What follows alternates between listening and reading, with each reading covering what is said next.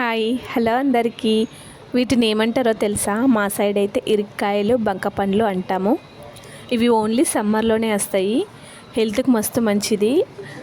Yearly once అయినా వీటిని తినాలి. టేస్ట్ మాత్రం సూపర్ వస్తుంది.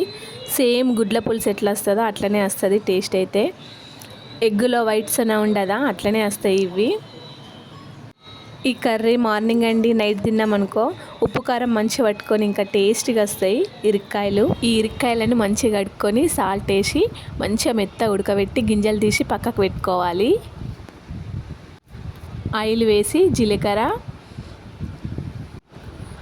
వెల్లుల్లి పేస్ట్, కరివేపాకు, ఆనియన్స్ వేసి మంచిగా ఫ్రై చేయాలి. ఫ్రై చేసిన తర్వాత అందులో పసుపు, కారం, వేయించిన ధనియాల పౌడర్, నువ్వుల పౌడర్ వేసి మంచిగా కలుపుకొని అందులో ఇరిక్కాయలను వేసి ఒక 5 minutes మంచిగా ఫ్రై చేయాలి.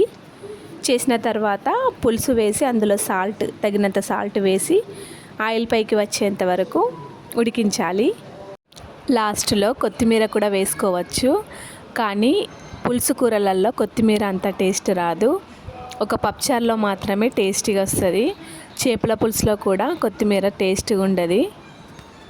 ఈ ఇరిక్కాయలు నేచురల్గా పెరుగుతాయి కదా, మందులు లేకుండా అడవులల్లో, అందుకే హెల్త్కి మంచిది అంటారు. జిగురుగా ఉండే ఏవైనా సరే హెల్త్కి మంచిదే. టేస్టీగా ఉండే హెల్త్కు మంచిదైన ఇరిక్కాయల కూర అనేది రెడీ అయ్యింది. ఒకసారి ట్రై చేసి టేస్ట్ ఎలా ఉందో కామెంట్ సెక్షన్లో చెప్పండి. ఫస్ట్ టైం నా ఛానల్ చూస్తున్నట్లయితే ప్లీజ్ సబ్స్క్రైబ్ చేసుకోండి.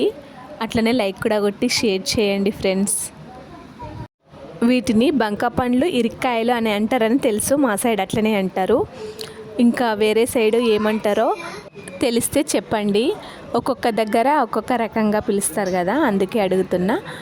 ఎవరికన్నా తెలిస్తే కమెంట్ బాక్స్లో చెప్పండి. Please like, share, subscribe.